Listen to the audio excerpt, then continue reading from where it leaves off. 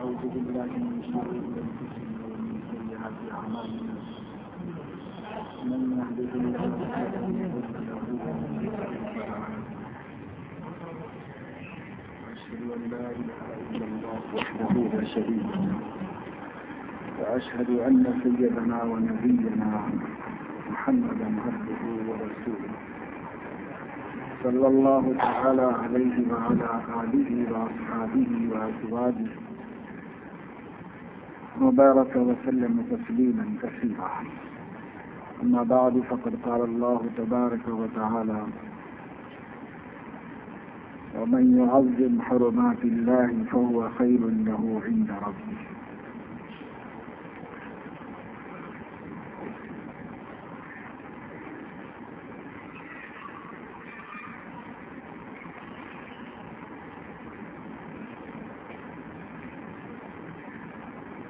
صدق اللہ العظیم.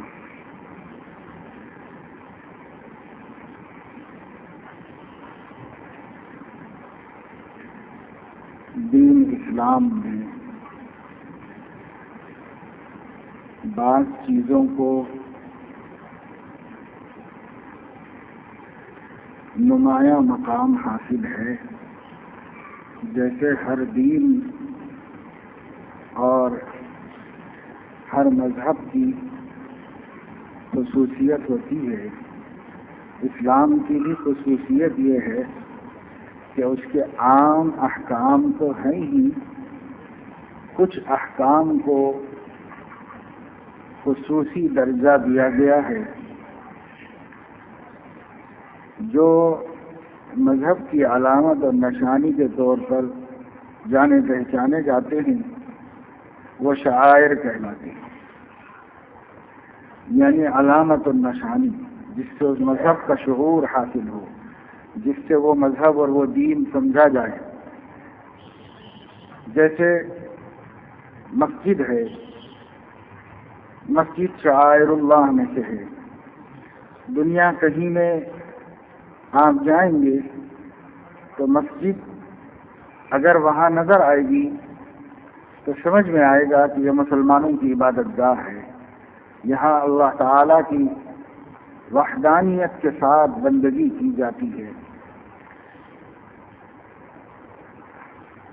کہیں ہم کو کسی عمارت کے اوپر صلیب نظر آئے گی تو ہم اسے دیکھتے ہیں اور ہمارے ذہن میں بات آتی ہے کہ یہ چرچ ہے، یہ عیسائیوں کی عبادت کرنے کی جگہ ہے، یہاں عیسائی لوگ رہتے ہیں.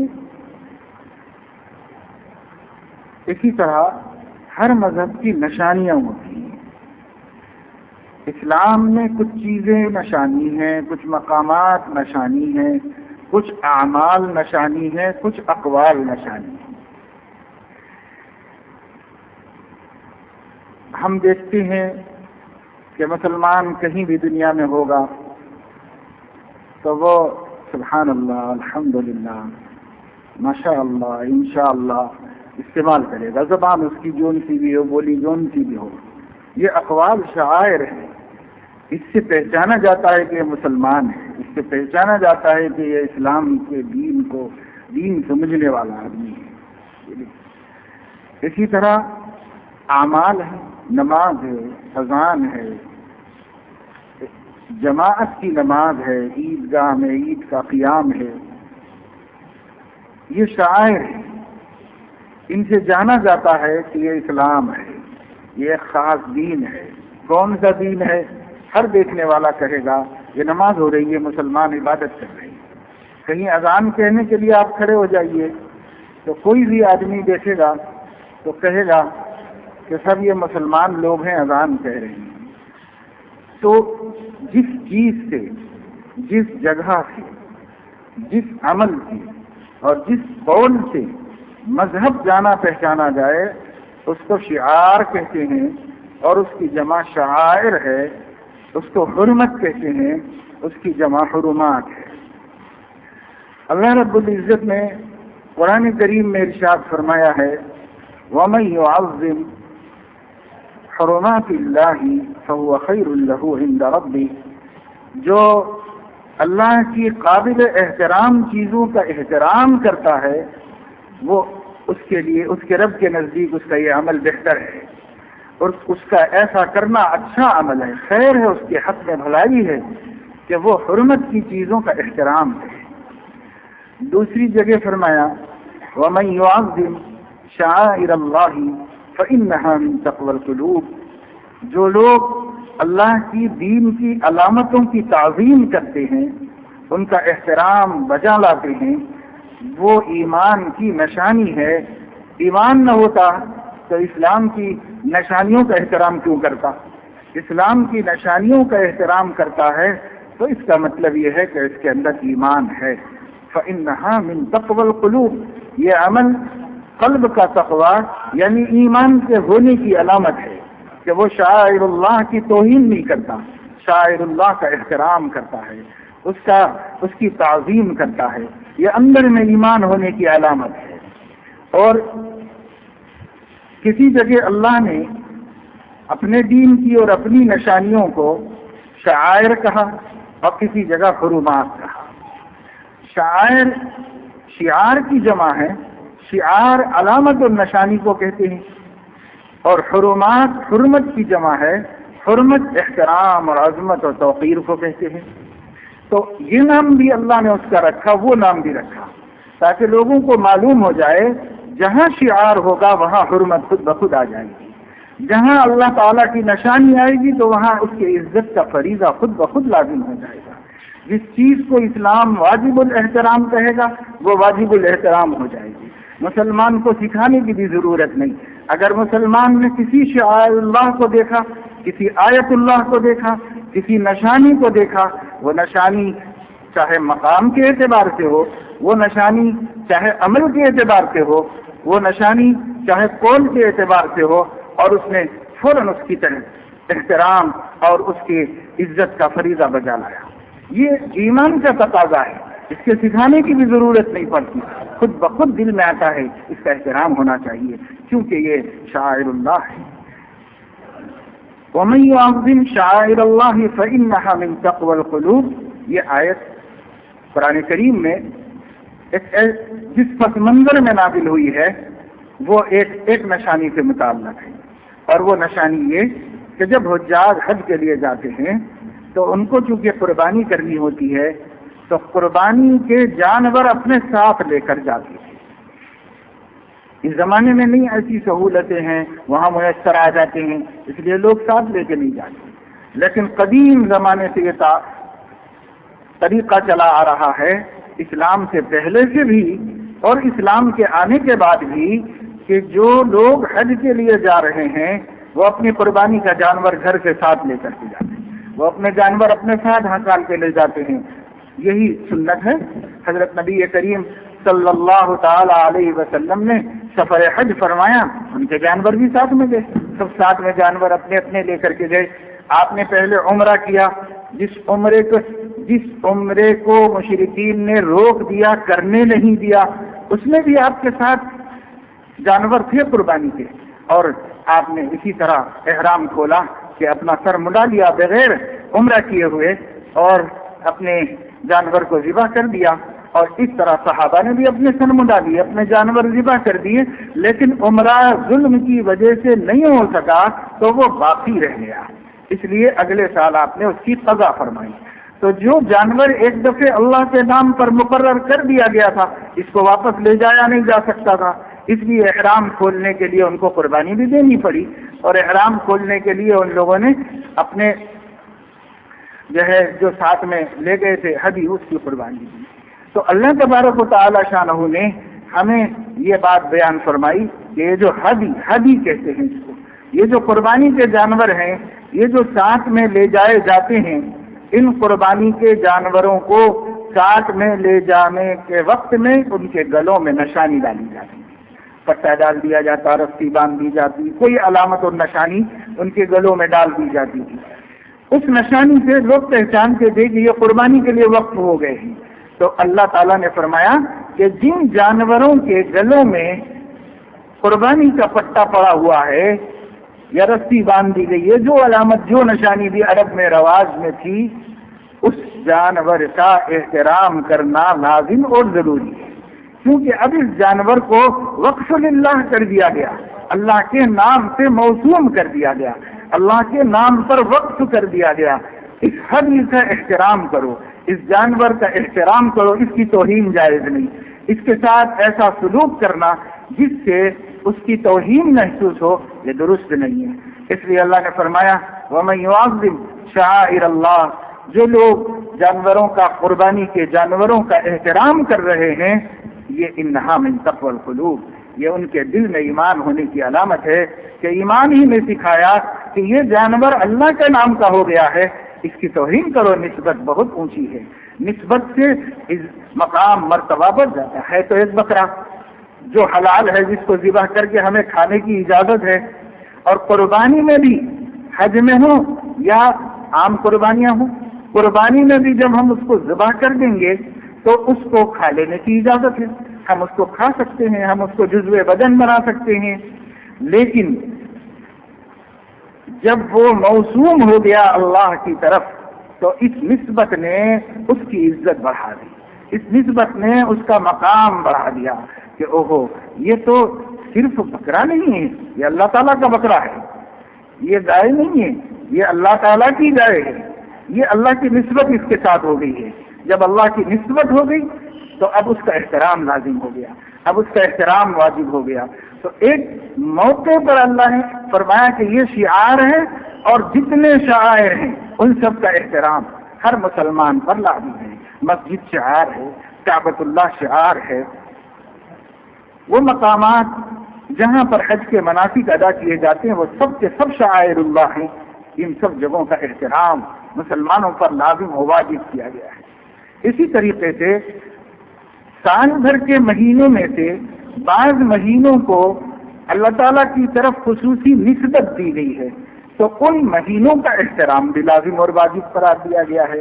حضور اکرم صلی اللہ علیہ وسلم نے قرآن مجید کی ایک آیت میں، جس میں اللہ رب العزت نے ارشاد فرمایا ہے کہ پہلے زمانے سے اللہ تعالیٰ کے نزدیک جب آسمان زمین بنے تھے تب ہی سے مہینے 12 تھے۔ ان عدت الشہور عند اللہ، مہینوں کی تعداد اللہ کے نزدیک 12 شہرن فی کتاب اللہ، 12 مہینے اللہ کی تقدیر والی کتاب میں بھی لکھے ہوئے ہیں کہ سال 12 مہینے کا ہوتا ہے۔ اس کو مکہ کے لوگ گڑبڑ کیا کرتے تھے، مکہ کے لوگ اسلام سے پہلے اپنی مصلحتوں سے کسی سال اعلان کر دیتے، وہ جتنے چودھری تھے جن کے ہاتھ میں مکہ مکرمہ کا سارا نظام تھا، قریش کے لوگ تھے، مختلف قبیلوں کی مختلف کام تھے، کسی کے ذمہ سقایا تھا پانی پلانا، کسی کے ذمہ کھانا کھلانا، کسی کے ذمہ کپڑے فراہم کرنا تھا، اس لیے کہ لوگ وہاں آتے تھے تو یہ چودھری کہتے تھے کہ یہ تمہارے گناہوں والے کپڑے میں حج نہیں ہوگا، ہمارے پاس سے کپڑا لے کر کے ہمارے کپڑے میں حج کرو۔ تو اگر وہ لوگ کپڑے دیتے تو ان کے کپڑوں میں حج ہوتا تھا، طواف ہوتا تھا، اور اگر ان کے پاس کپڑے نہیں ملتے، لوگ زیادہ آ جاتے تو چاہے برہنہ کریں مگر اپنے کپڑوں میں نہیں کر سکتے تھے طواف۔ وہ بنا لیا تھا وہاں کے چودھریوں نے اپنا نظام غیر اسلامی، اپنی عقلوں سے، اپنی ہوا و ہوس سے بنا دیا تھا، جس کے مٹانے کو اللہ کے نبی تشریف لائے۔ تو یہ سارے خاندان میں قریش کے قبیلے تھے، ایک نے اپنے ذمے پانی پلانا، ایک نے اپنے ذمے کپڑے فراہم کرنا، ایک کے ذمے کھانا کھلانا، اور ایک کے ذمے کوئی کام، ایک کے ذمے کوئی کام، ایسے مقرر تھی۔ تو یہ لوگ کیا کرتے تھے، جب ان کی کوئی ذاتی مصلحت ہوتی تو اعلان کرتے تھے اس سال یہ سال 13 مہینے کا ہے، کسی سال اعلان کر دیتے تھے کہ یہ سال 11 مہینے کا ہے، تو اپنی مصلحتوں سے کبھی سال کو گھٹا کے 11 مہینے کا کر دیتے اور کبھی سال کو بڑھا کے 13-14 مہینے کا کر دیتے۔ تو جو اللہ کے علم میں سال کا حساب چل رہا تھا وہ سال کا حساب پورا دنیا میں سسٹم فیل ہو گیا۔ اللہ کے ہاں محرم ہے، ان کے ہاں ذی الحج ہے، اللہ رب العزت کے ہاں رمضان ہے، ان کے ہاں رجب چل رہا ہے، تو دنیا میں کوئی اور نظام چل رہا ہے اور اللہ کی تقدیر میں کوئی دوسرا مہینہ چل رہا ہے، وہ کیلنڈر الگ، یہ کیلنڈر الگ، دونوں بالکل الگ الگ ہو گئے تھے۔ اللہ تعالیٰ کا کرنا کہ یہ ایسا تقویری نظام چلا کہ ان کا بڑھانا گھٹانا آگے پیچھے ہوتے ہوتے جس سال سرور عالم صلی اللہ علیہ وسلم نے حج کا ارادہ فرمایا، اس سال ذی الحج دنیا والوں کے نزدیک بھی وہی مہینہ تھا اور آسمانوں پر بھی وہی مہینہ تھا۔ تو اللہ تعالیٰ نے فرمایا، حضور نے فرمایا، اعلان کیا کہ زمانہ گھوم پھر کے اپنی جگہ پر آ گیا ہے اور آگے پیچھے کی تمام غلطیاں ختم ہو کر تاریخ پھر صحیح ہو گئی ہے، اور آج اللہ کا آخری نبی 9 ذی الحج کو عرفات میں وقوف فرما رہا ہے، تو یہ عین 9 ذی الحج ہے، اس کائنات میں بھی اور آسمانوں میں بھی بالکل برابر ہو گیا، سارا سسٹم ٹھیک ہو گیا۔ اس سال اللہ نے ہمارے نبی کو حکم دیا آپ حج کیجیے۔ اگر اس سے پہلے کرتے ہمارے نبی تو وہ ان کے بگڑے ہوئے نظام میں اس وقت ہوتا ہی نہیں جس وقت میں اللہ کے نزدیک وہ صحیح ہو مہینہ۔ تو اس لیے پھر اللہ نے اسلام کے ساتھ اس کو بھی درست کر دیا۔ اب اس کے بعد جو نظام ہے الحمدللہ اس نظام کو فالو کیا جا رہا ہے، اس لیے اب بگڑنے کا کوئی اندیشہ نہیں، اب تاریخوں کے بدلنے کا کوئی خوف نہیں۔ تو حضور اکرم صلی اللہ علیہ وسلم نے اعلان کر دیا تھا اس سال، میں یہ عرض کر رہا تھا کہ اللہ نے اس وقت مسلمانوں کو یہ بات بتا دی، ان عدت الشہور عند اللہ، مہینوں کی تعداد اللہ کے نزدیک 12 شہرا فی کتاب اللہ کی جو ازلی کتاب ہے جس میں کائنات کا پورا نظام پہلے مرتب ہو چکا ہے، اس میں 12 مہینے لکھے گئے ہیں۔ سال 12 مہینے کا ہوتا ہے، نہ 11 کا نہ 13، 12 کا ہوتا ہے، یہ اللہ نے طے کر دیا ہے۔ کب؟ یوم خلق السماوات والارض، جس وقت آسمان زمین پیدا کیے اسی دن سے یہ 12 مہینے والا سال اللہ کی طرف سے طے کر دیا گیا۔ اس کے بعد فرمایا منہا 4 حرم، ان 12 میں 4 مہینے بڑے حرمت کے مہینے، یہ 4 مہینے بہت ہی قابل احترام 4 مہینے ہیں۔ ان 12 میں سے 4 مہینوں کا احترام خصوصیت کے ساتھ کرنا چاہیے مسلمانوں کو، یہ اللہ نے فرمایا۔ تو ظاہر ہے قرآن کریم میں تو بس اتنا کہہ دیا گیا ہے کہ 12 میں سے منہا 4 حرم، 12 میں سے 4 حرمت کے مہینے ہیں۔ وہ 4 کون سے ہیں قرآن میں اس کا تذکرہ نہیں کیا گیا، لیکن نبی کریم صلی اللہ علیہ وسلم نے صحابہ کرام کو اللہ کے علم سے بتلایا کہ وہ 4 مہینے 3 متوالیۃ، 3 تو کنٹینیو ہیں، تو 1 سرد، ایک الگ ہے، ایک الگ ہے پورے سال میں، اور 3 مسلسل ہیں۔ پھر کون سے ہیں وہ بھی آپ نے نام لے کر بتا دیے، رجب و مضر، مضر کا قبیلہ جس مہینے کو رجب کہتا ہے، ہم لوگ بھی اسی کو اب رجب کہتے ہیں جو مہینہ چل رہا ہے۔ تو رجب و مضر ایک مہینہ، رجب کا مہینہ یہ الگ ہے بالکل، اور اس کے بعد شوال، ذی القعدہ، ذی الحجہ، یہ 3 مہینے کنٹینیو ہیں مسلسل۔ یہ 3 مہینوں کو اللہ تعالیٰ نے حرمت کا مہینہ اس لیے بھی کہا ہے کہ شوال، ذی القعدہ، ذی الحجہ اشہر حرم ہیں، یعنی اشہر الحج ہیں، حج کے مہینے ہیں۔ حج کے مہینے کا کیا مطلب؟ آپ کہیں گے حج تو صرف 5 دن میں ادا ہوتا ہے، تو وہ صرف ذی الحج میں ہوتے ہیں۔ تو یہ 3 مہینوں کو حج کا مہینہ کیوں کہا جاتا ہے؟ یہ 3 مہینوں کو حج کا مہینہ اس لیے کہا جاتا ہے کہ اگر کوئی حج کے لیے احرام باندھنا چاہے تو شوال کی 1 تاریخ سے باندھ سکتا ہے۔ شوال کی 1 تاریخ سے حج کے احرام کی اجازت ہو جاتی ہے، یہاں سے حاجی حج کی تیاری کر سکتے ہیں، دور دراز سے حج کا احرام باندھ کے سفر کر کے نکل سکتے ہیں شوال ہی کے مہینے سے۔ تو چونکہ احرام باندھنا حج کا وہ جائز ہو جاتا ہے، اس لیے ان 3 مہینوں کو اشہر الحج کا حج کہا جاتا ہے۔ یہ 3 مہینے حج کے مہینے ہیں، اس لیے اللہ نے فرمایا الحج اشہر معلومات، حج تو مقررہ مہینوں میں ہوتا ہے، حالانکہ مقررہ دنوں میں ہوتا ہے، لیکن اللہ نے مہینوں میں کیوں فرمایا؟ اس لیے کہ 3 مہینے احرام باندھنے کے لیے، حج کی تیاری کے لیے اللہ کی طرف سے خاص کیے گئے ہیں۔ تو غرض یہ ہے کہ وہ 3 مہینے شوال، ذی القعدہ، ذی الحج، یعنی رمضان کے بعد کے 3 مہینے مسلسل۔ تو فرمایا 3 متوالیۃ، 3 مہینے کنٹینیو ہیں، اور 1 سرد، یعنی ایک مہینہ الگ ہے رجب، بیچ میں 2 مہینے آگے شعبان اور رمضان، اور اس سے پہلے رجب ہے۔ تو یہ رجب کا مہینہ بہت ہی حرمت کے 4 مہینوں میں سے ایک مہینہ ہے۔ اس کا احترام کرنا کیا ہے؟ ایمان ہے، ایمان۔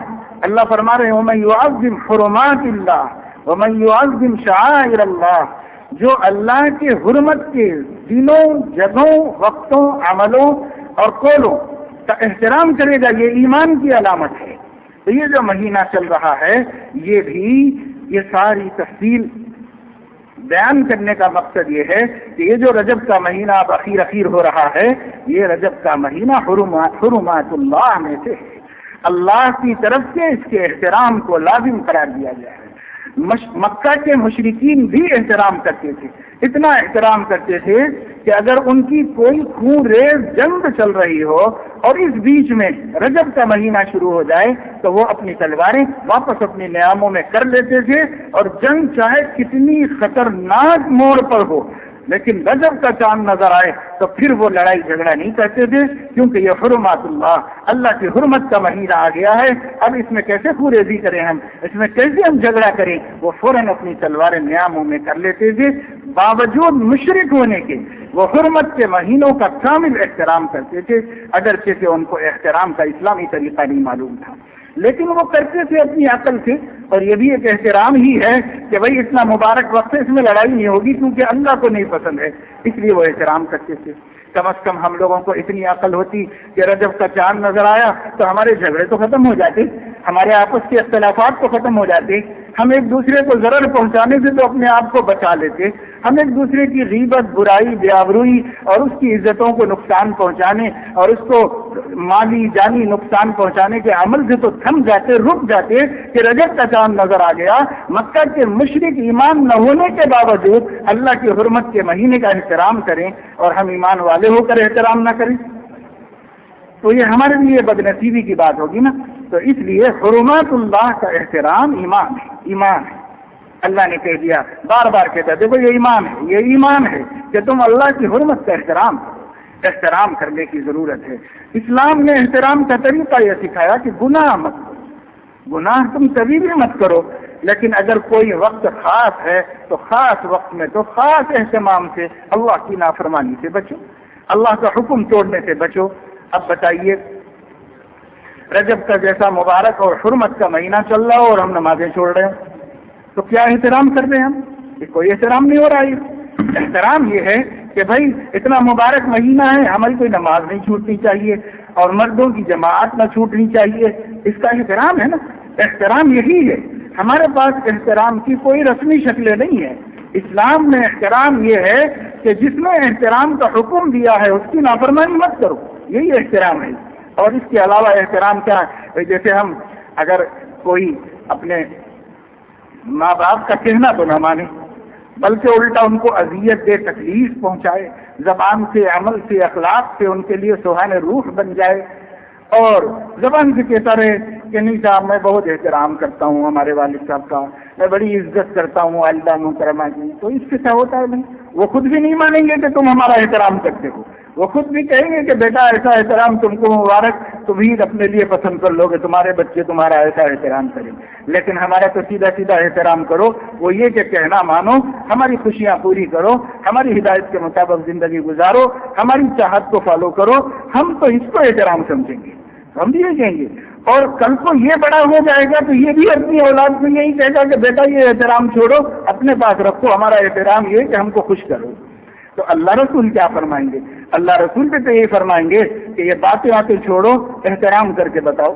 احترام یہ ہے کہ ہمیں خوش کر دو، یہ احترام ہے۔ اور آپ کو معلوم نبی کس سے خوش ہوتے ہیں؟ آپ کو معلوم اللہ کس سے خوش ہوتے ہیں؟ کیا اللہ کسی نافرمانی سے خوش ہوتے ہیں؟ کیا اللہ کسی مسلمان پر ظلم سے خوش ہوتے ہیں؟ کیا اللہ رب العزت کسی کی بے آبروئی کرنے سے خوش ہوتے ہیں؟ کیا اللہ اور اس کا رسول نمازیں چھوڑنے سے خوش ہوتا ہے؟ کیا ہم جھوٹ بولنے سے، دھوکہ دینے سے، دوسرے کا مال غصب کر لینے سے خوش ہوتا ہے؟ اللہ پاک اس سے خوش نہیں ہوتے۔ اللہ پاک تو اپنی پسند کے کاموں سے خوش ہوتے ہیں۔ ان کے پسند کے کام کیا ہیں؟ تو ان کے نبی کی زندگی ہے، ان کے نبی، ان کے پسند، بس ایک ہی چیز ہے، الگ الگ کچھ نہیں کہ یہ اللہ کی پسند، یہ نبی کی پسند، ایسا کچھ نہیں ہے۔ اللہ کی پسند وہی ہے جو نبی کی پسند ہے، اور نبی کی پسند وہی ہے جو اللہ کی پسند ہے۔ ایک ہی چیز ہمارے سامنے ہے، ایک ہی اسوہ ہمارے سامنے ہے۔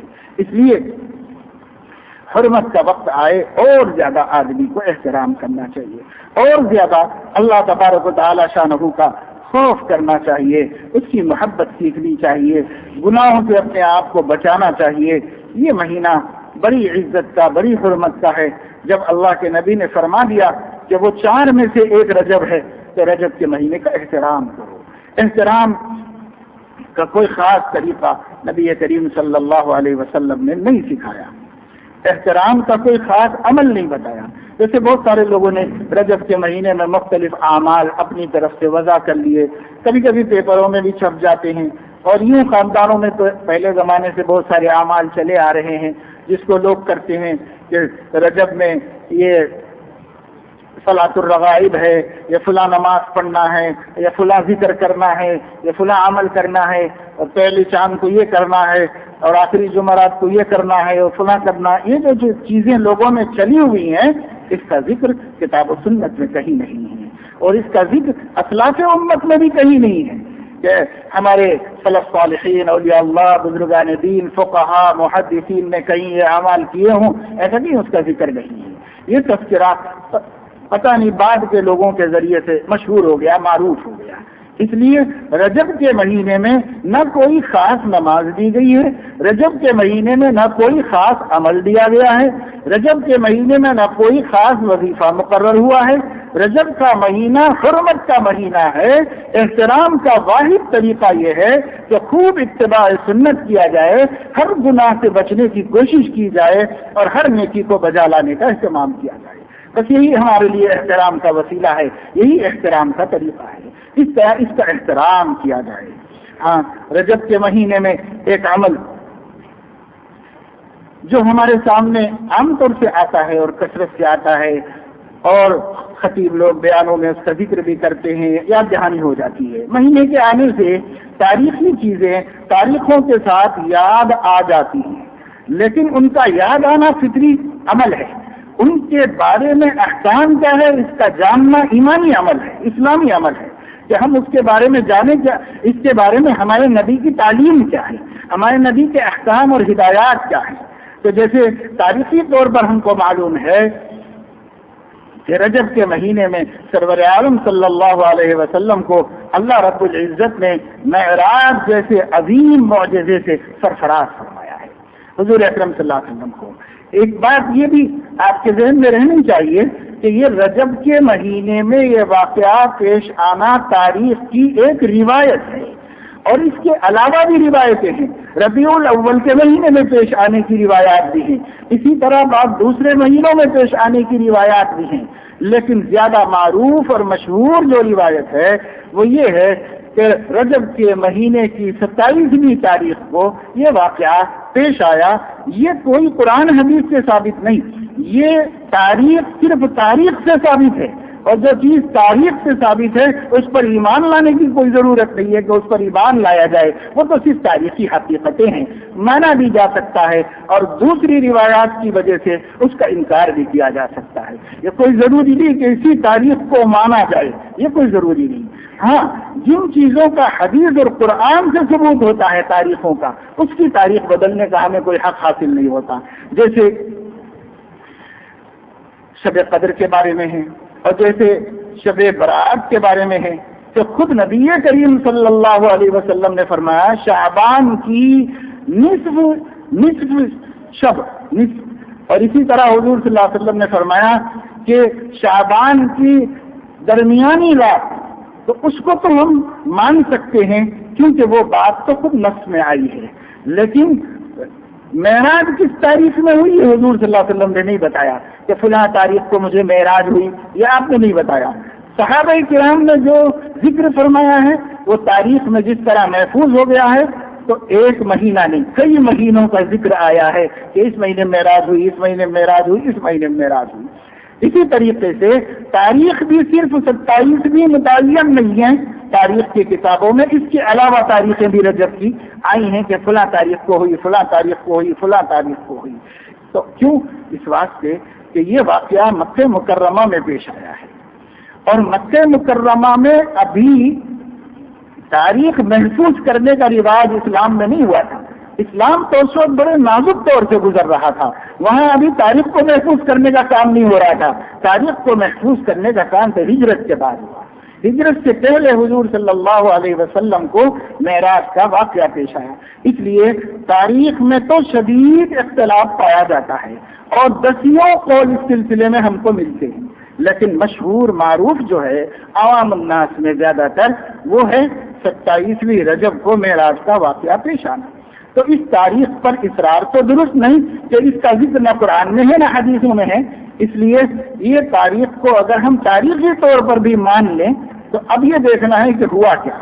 تو ہوا یہ کہ ہمارے نبی سیدنا و مولانا حضرت محمد صلی اللہ علیہ وسلم کو مکہ والوں نے بہت تکلیفیں دی، بہت ستایا، بہت اذیتیں پہنچائیں، اتنی کہ ہم تصور نہیں کر سکتے، اتنی کہ ہم بیٹھ کے ایک وقت میں بیان نہیں کر سکتے. اتنا سب کچھ ہمارے نبی کے ساتھ دعوت کے پہلے دن سے شروع ہوا اور مسلسل چلتا رہا تا کہ آپ طائف تشریف لے گئے. طائف مکہ مکرمہ سے قریب ایک بہت ہی خوشگوار، ٹھنڈا اور باغوں والا علاقہ تھا، جہاں پر کاشتکاری بھی ہوتی تھی، جہاں پر جو ہے باغبانی بھی ہوتی تھی، لیکن وہاں پر صرف 3 خاندان آباد تھے. ایک خاندان کے 3 بھائی آباد تھے اور وہ قبیلہ بنو ثقیف، پورے علاقے کے وہی مالک تھے، ان کے ہی باغ تھے، انہی کے باغیچے، انہی کا خاندان، انہی کی وہاں پر چودراہٹ تھی، سب وہیں پر رہتے تھے. متمول طبقہ تھا. اللہ کے نبی صلی اللہ علیہ وسلم جب مکے والوں سے بہت مایوس ہوئے اور مکے والوں سے آپ کو ایک طرح کی دل شکنی ہو گئی کہ صاحب ہمارے بچپن سے دیکھنے والے اور ہم کو الصادق الامین کہنے والے اور ہماری فیصلوں پر راضی رہنے والے، ہماری دیانت پر بھروسہ کرنے والے، ہمارے پاس اپنی امانتیں رکھوانے والے، سب کچھ ہمارے ساتھ بہتر سلوک کرنے کے باوجود بھی ان حضرات کا، ان لوگوں کا حال یہ ہے کہ میں جو اچھی بات بتا رہا ہوں، ایمان کی توحید کی دعوت دے رہا ہوں، اس کو قبول نہیں کرتے. تو ظاہر ہے کہ ایک کام کرنے والے کے دل پر جو کچھ گزر سکتی تھی وہ گزری حضرت محمد صلی اللہ علیہ وسلم کے دل پر. تو آپ کے دل میں ایک دفعہ خیال آیا کہ اب یہ مکے والوں کو تو حجت پوری ہو گئی، ہر ایک کے کان میں بات پہنچ گئی، میں نے ایک بچہ بھی ایسا نہیں بچا جس کو اسلام کی اور توحید کی دعوت نہ دے دیا ہوں.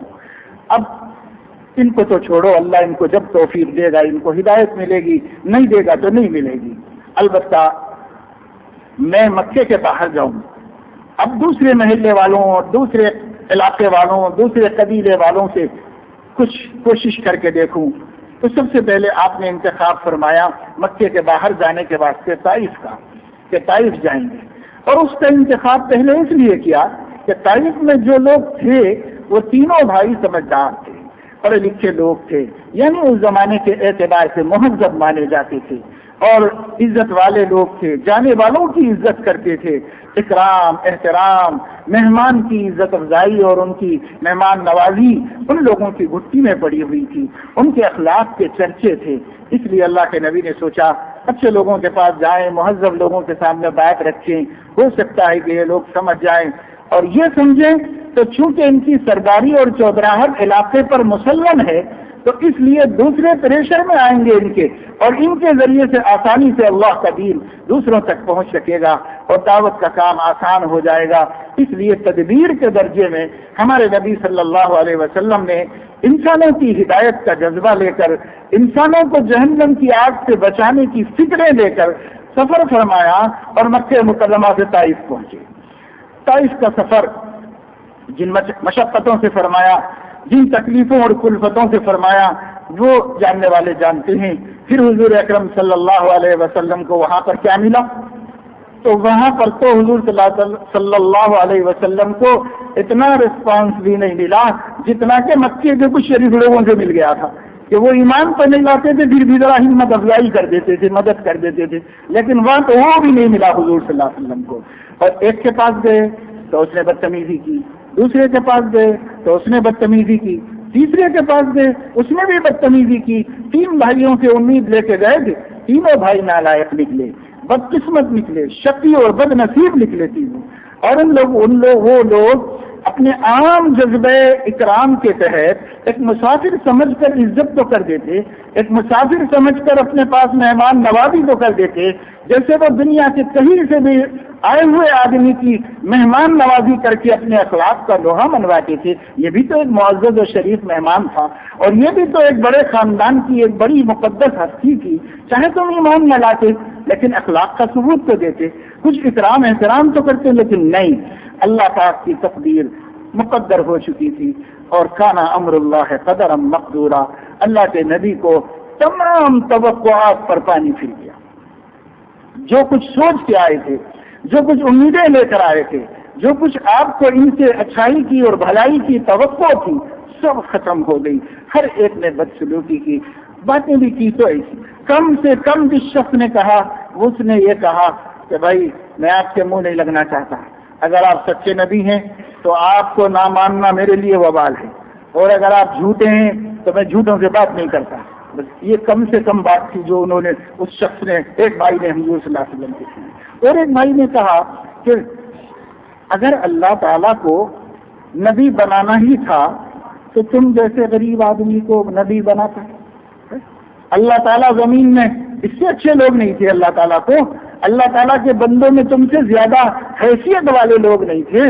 اگر اللہ کو نبی بنانا ہوتا تو بنو ثقیف کے خاندان سے بناتا، ہم لوگوں میں سے کسی کو نبی بناتا۔ تم جیسے آدمی جن کے پاس اپنی دنیا کوئی نہیں، کوئی وجاہت نہیں، کوئی بڑا پن نہیں، دولت نہیں، مال نہیں، سرداری نہیں تمہارے پاس، تم بن گئے، ایسے کیسے بن گئے بھائی؟ حالانکہ اللہ نے اس کائنات کی انسانی اقسام میں اور شرافت کے معیار میں اس دنیا کے سب سے پاکیزہ خاندان میں اور سب سے پاکیزہ سلالے میں اور سب سے پاکیزہ قبیلے میں اور شرافت کے عروج پر پہنچے ہوئے ایک خاندان کا فرد بنا کر ہمارے نبی کو اللہ نے پیدا فرمایا تھا۔ اس سے زیادہ معزز کوئی قبیلہ نہیں تھا، اور اس قبیلے میں اس سے زیادہ معزز کوئی شاخ نہیں تھی، اور اس شاخ میں حضرت عبداللہ سے زیادہ عزت والا پاک باز کوئی نوجوان نہیں تھا جس کی پشت سے اللہ تعالیٰ نے حضرت آمنہ جیسی صالحہ کے پیٹ میں آپ کی پرورش کی تھی۔ کائنات میں ایسا کوئی خاندان نہیں تھا، نہ ویسی پیٹھ نہ ویسا پیٹ اللہ رب العزت نے جو آپ کے والدین کو عطا فرمایا تھا وہ کائنات میں کوئی نہیں، کہیں نہیں، یہی اللہ نے فرمایا ہے اور یہی نبی اللہ نے فرمایا ہے۔ اس لیے وہ تو سب سے بڑے عزت کے قابل تھے، لیکن ان کو عزت نہیں دی گئی۔ تیسرے نے تو بدمعاشوں کو پیچھے لگا دیا، جتنے نوکر تھے باغ میں ان سے کہا کہ جو اس کے پیچھے اس کو باہر نکال کے آؤ، گاؤں کے باہر ٹھہرنے بھی مت دیتا ہے اس کے اندر۔ وہ سب لے کر کے بےہودگیاں کرتے ہوئے، بدتمیزی کرتے ہوئے، بد زبانی کرتے ہوئے اللہ کے نبی صلی اللہ علیہ وسلم کو نکال کے باہر کرنے کی پیچھے پڑے ہوئے ہیں۔ آپ کے ساتھ حضرت زید بن حارثہ رضی اللہ تعالیٰ عنہ تھے، اکیلے بیچارے۔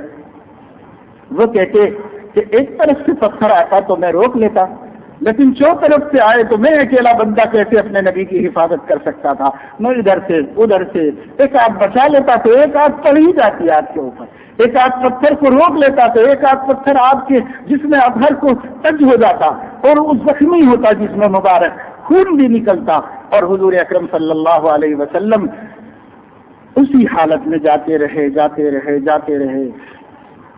روایات میں آتا ہے کہ ایک جگہ غش کھا کر چکرا کر بیٹھ گئے حضور صلی اللہ علیہ وسلم، تو ان بدماشوں نے بغل میں ہاتھ دے کے کھڑا کیا کہ بیٹھنا ہو باہر جا کے بیٹھو، ہماری بستی میں بیٹھنے کی بھی اجازت نہیں۔ تو اللہ کا نبی، نبیوں کا امام، اس قسم پرسی کے عالم میں اللہ کی آنکھوں کے سامنے تمام مرحلوں سے مجاہدات کے گزار کر لے جائے جا رہے ہیں، اور رسول اللہ صلی اللہ علیہ وسلم تشریف لے جا رہے ہیں، کسی کو کچھ نہیں کہتے، آگے چلے گئے، اور جب بستی کے باہر نکلے تو ایک قبیلہ تھا، انگور کا باغ تھا۔ حضور اکرم صلی اللہ علیہ وسلم اس انگور کے باغ میں چھاؤں میں بیٹھنے کے لیے تشریف لے گئے، اس میں بیٹھے۔ وہ فارم ہاؤس تھا، گھر ور بھی بنا ہوا تھا، اس گھر میں جو لوگ بیٹھے ہوئے تھے وہ اس کے مالک تھے۔ وہ کون لوگ تھے؟ وہ لوگ تو مکے کے حضور کے بڑے دشمن کے بیٹے تھے، وہ لوگ بیٹھے ہوئے تھے، ان کا باغ تھا۔ لیکن انہوں نے بس اتنا خاندان کا لحاظ کیا کہ چلو اپنے خاندان کا آدمی ہے، زخمی آیا ہے، جس حالت میں بھی آئے ہیں آنے تو تھوڑی دیر بیٹھ جانے تو کچھ مت کہو۔ وہ دشمن تھے لیکن پھر بھی ان کے دل میں رحم آیا. انہوں نے کہا کہ پھر بیٹھ جانے دو تھوڑی دیر، کچھ مت کہو. بلکہ اور آگے بڑھ کے اس میں سے ایک نے کہا اپنے نوکر کو بلا کر کے کہ دیکھو ایک پلیٹ میں کچھ انگور رکھ کے ان کو دے دو، وہ کھا لیں، کچھ پانی وانی دے دو، منہ ہاتھ دھو لیں ان کو. تو اتنا رحم آیا. بس وہ بھی دشمنوں ہی کو آیا، وہ کوئی آپ کے چاہنے والے لوگ نہیں تھے. حضور اکرم صلی اللہ علیہ وسلم کے پاس جب وہ عداس نامی خادم ان کا باغبان وہ پانی لے کر کے آیا پیالے میں اور ایک پلیٹ میں انگور لے کر آیا اور وہ سامنے رکھ دیا. حضور اکرم صلی اللہ علیہ وسلم نے پیالے میں ہاتھ ڈبا کر کے اپنے چہرے مبارک کو پوچھا، اس کو صاف کیا اور اس وقت میں اللہ تعالیٰ سے دعا کی. اور اللہ تعالیٰ سے اس وقت میں بھی جو دعا فرمائی، اس دعا میں قبیلے بنو ثقیف والوں کا کوئی ذکر ہی نہیں، ان کے بارے میں کوئی شکایت ہی نہیں ہے. اس پوری دعا میں جو عربی کے الفاظ میں حدیث کی کتابوں میں مکمل محفوظ ہے، اللہ کے نبی صلی اللہ علیہ وسلم نے ہر جملے میں اپنی شکایت کی ہے. امت کی کوئی شکایت اللہ کے سامنے نہیں کی، ہر جملے میں اپنی شکایت کی ہے. اللہم انی اشکو الیک ضعف قوتی، اے اللہ میں آپ کے سامنے اپنی طاقت کی کمی کی شکایت کرتا ہوں. اس سے زیادہ اگر ہمت ہوتی تو آپ کے بندوں کے لیے اس سے زیادہ قربانی دے دیتا. میں اپنی طاقت کی کمی کی شکایت کرتا ہوں.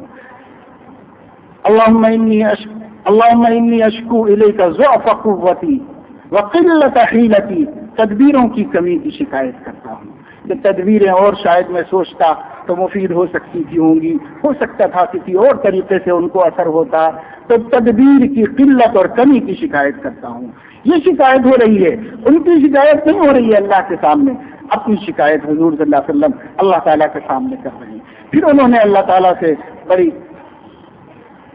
ناز کے ساتھ کہا کہ الی من تکلنی، اللہ پاک آپ مجھے کس کے حوالے کر دیے، آپ مجھے کس کے حوالے کر دیے ہیں؟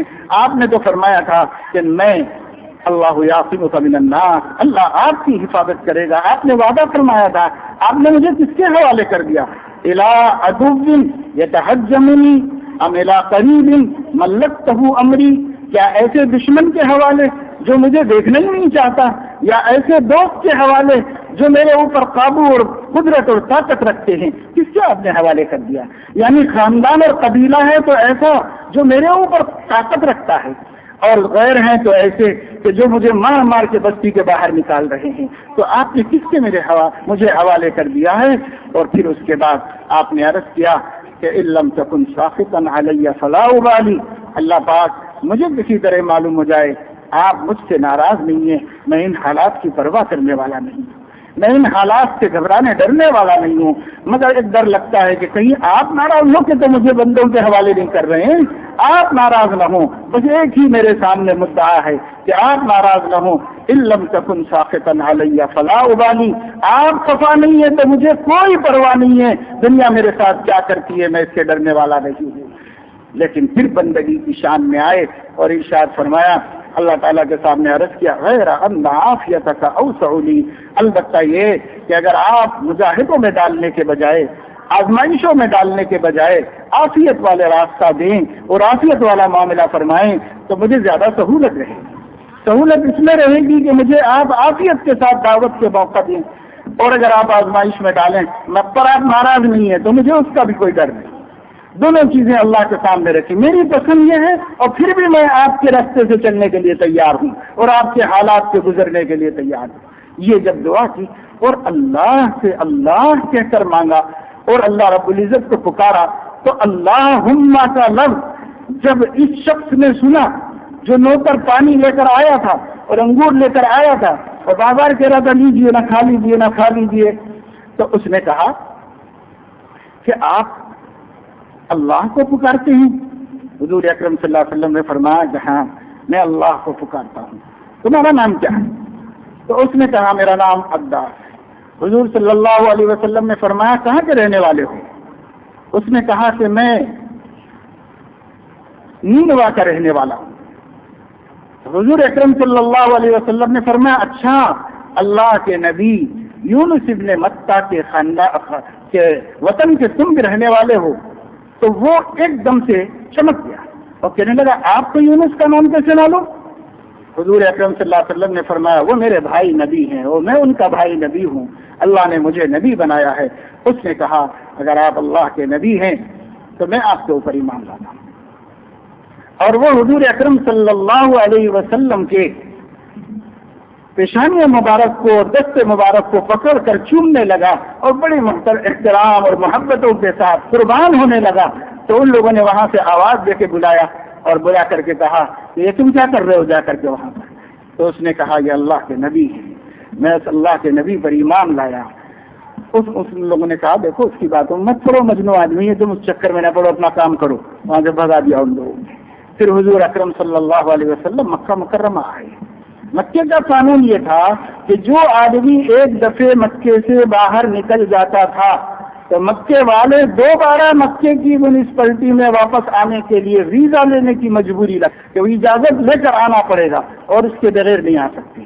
تو اب جب آپ مکے کے قریب آئے تو آپ کو خیال آیا کہ اب مکے میں کیسے جائیں، اس لیے کہ مکے کا ایک اصول ہے، وہاں کی ایک چھوٹی سی حکومت جو بھی تھی اس کا ایک قانون تھا کہ جو نکل گیا وہ واپس آنے کے لیے اجازت لے کر آئے، اور اجازت آپ کو مل نہیں سکتی اس لیے کہ وہ لوگ چاہتے ہی تھے کہ آپ چلے جائیں یہاں سے، تو واپس آپ کو اجازت نہیں مل سکتی۔ تو آپ نے مکے کے ایک شریف آدمی عدی بن مطعم کے پاس حضرت زید کو بھیجا اور ان سے کہا کہ میں واپس مکے میں آ کے رہنا چاہتا ہوں، تو اپنی ضمانت میں لے لو مجھے۔ تو حضور اکرم صلی اللہ علیہ وسلم کی جب یہ ان کے سامنے پیغام پہنچا تو وہ خود آئے اور انہوں نے اپنے ہاتھ میں تلوار لی، گھوڑے پر بیٹھے، اپنے جوان بچوں کو گھوڑے پر بٹھایا، ان کے ہاتھوں میں تلوار دی اور جہاں آپ ٹھہرے ہوئے تھے وہاں پر آئے اور اپنے بچوں کے بیچ میں آپ کو لے کر مکے میں داخل ہوئے، اور انہوں نے اعلان کیا کہ میں نے محمد کو کفالت دی ہے، ضمانت دی ہے اور اپنی ذمہ داری میں لے لیا ہے، اگر کوئی ان کو چھیڑے گا تو اس نے گویا مجھے چھیڑا ہے، اس لیے وہ میرے سے مقابلہ کرے گا۔ یہ اعلان کرتے ہوئے آپ کو لے کر آئے، اگرچہ کہ عدی اخیر تک بھی ایمان نہیں لائے اور کفر ہی کی حالت میں چلے گئے، لیکن انہوں نے انسانیت کا ثبوت دیا اور اپنے خاندان کے شریف و باعزت آدمی کی عزت کا حق ادا کیا۔ حضور علیہ الصلوۃ والسلام کی تمنا یہ ضرور رہی کہ وہ بھی ہدایت یاب ہوں، لیکن وہ تو ان کے مقدر میں نہیں تھا، مقسوم میں نہیں تھا، وہ ہدایت یاب نہیں ہوئے، لیکن انہوں نے پھر اپنی ضمانت کو برقرار رکھا اور حضور اکرم صلی اللہ علیہ وسلم امن و امان کے ساتھ مکہ مکرمہ میں رہے۔ یہ پورا پس منظر نہیں ہے، پس منظر کے لیے تو آپ کبھی تھوڑا ٹائم نکال کر سکون کی جگہ پر بیٹھ کر، جس دن ہمارے نبی غار حرا سے باہر آ کر یا ایھا الناس قولوا لا الہ الا اللہ تفلحوا فرمایا تھا، اس دن سے پس منظر کو دیکھیے، وہاں سے کیا ہو رہا تھا مکے میں اور کیسے کیسے دشمنی بڑھتی جا رہی تھی۔ ایک ایک دن کا سورج طلوع ہوتا تو ہمارے نبی کے لیے ہزار غموں اور مصیبتوں، اذیتوں اور تکلیفوں کی خبروں کے ساتھ طلوع ہوتا تھا، اور حضور اکرم صلی اللہ علیہ وسلم کے لیے دن بدن اضافہ اضافہ اضافہ، دشمنیوں میں اضافہ۔ اکے دکے غریب آ کے مسلمان تو ہوتے تھے، لیکن عداوتیں، ساہوکاروں کی عداوتیں، سرداروں کی عداوتیں، چودھریوں کی عداوتیں، دشمنوں کی عداوتیں، حکمرانوں کی عداوتیں، مالداروں کی عداوتیں دن بدن بڑھتے جا رہی، اور دن بدن حضور صلی اللہ علیہ وسلم کو ہی نہیں، ان پر ایمان لانے والے یہ غریب نہتے صحابہ کو بھی اس کا سامنا کرنا پڑتا تھا۔ اس پورے پس منظر کو اور ان اذیتوں، تکلیفوں، دل شکنیوں اور دل آزاریوں کا نقطہ عروج، سب سے آخری اذیت کا تصور جو بنی ثقیف نے طائف میں منظر پیش کیا تھا، آپ اس کو سوچیں۔ پھر اس کے بعد خدا کا لاڈلا نبی، نبیوں کا امام، بعد از خدا بزرگ، کوئی قصہ مختصر، وہ اپنے وطن میں واپس آنے کے لیے دوسرے کی ضمانت مانگ رہا ہے اور دوسرے کی مدد طلب کر رہا ہے، اور اس حال میں اپنے وطن پر آ رہا ہے، خدا تعالی کی سرزمین پر حرم شریف میں داخل ہو رہا ہے۔ یہ آخری سے آخری اذیت تھی جو سرور عالم صلی اللہ علیہ وسلم کو دشمنوں کی طرف سے دی۔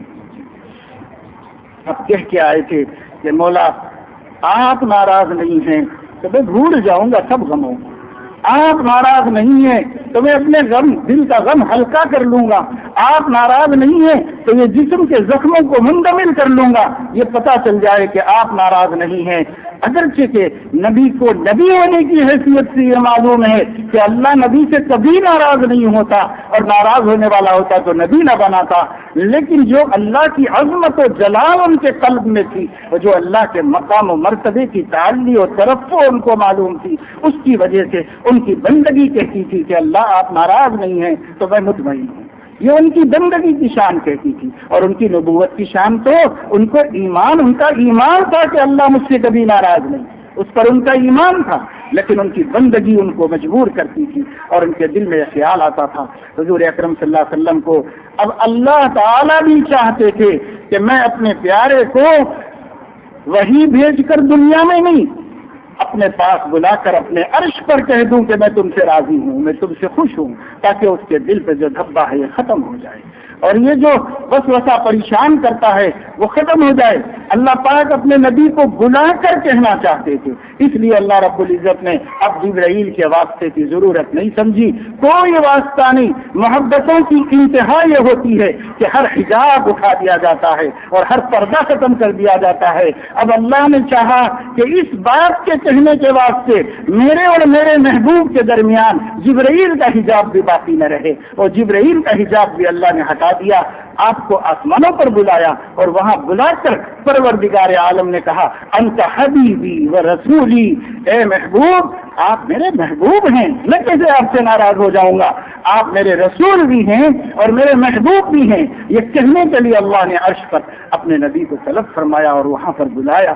میرے دوستو، معراج کی تو حقیقت یہ ہے، معراج کی حقیقت یہ ہے کہ جب کوئی بندہ اللہ کے دین کے خاطر اور اللہ کی رضا کے خاطر اللہ تعالی کے راستے میں ہر ذلت کو گوارا کر لیتا ہے اور ہر مصیبت کو جھیل لیتا ہے اور سارا عالم اس کی نظر سے ہٹ جاتا ہے، اس کی نگاہ میں کوئی سماتا ہے تو وہ صرف اس کا مولا سمایا ہوا ہوتا ہے، تو وہ وقت آتا ہے جب اللہ تعالیٰ حجابات کو اٹھا کر اپنے بندے اور اس کے قلب اور اپنے درمیان کی تمام رکاوٹوں کو ختم کر دیتے ہیں۔ ان کی خاص تجلی ہمارے قلب میں ہوتی ہے۔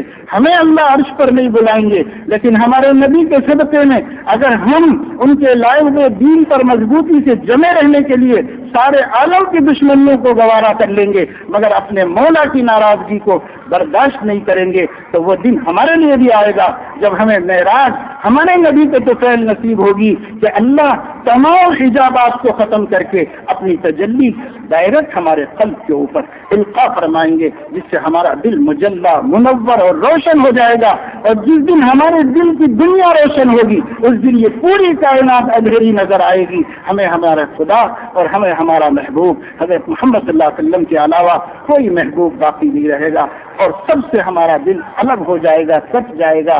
اسی کے لیے یہ دین کے راستے کے مجاہدے ہیں، اسی کے واسطے یہ دین کی محنتیں ہیں۔ ہم وہ بندے ہیں اور ہم وہ ناقص امتی ہیں اور ہم وہ ناقص عاشق رسول ہیں جن کا کہنا یہ ہے کہ ہم کرنا اور نہ کچھ نہیں چاہے، کچھ بھی دینا ہے اپنی طرف سے دے دو، ہم کرنا اور نہ کچھ نہیں چاہتے۔ تو یاد رکھو جب ہمارے نبی اور نبیوں کے امام کو اللہ نے اس مجاہدے سے پہلے یہ مقام بلند عطا نہیں فرمایا تو ہم کس کھیت کی مولی ہیں کہ ہمیں بٹھا کر کے عطا کر دیا جائے گا۔ ہمیں بھی کھڑا ہونا پڑے گا، ہمیں بھی رجب کا احترام کرنا پڑے گا۔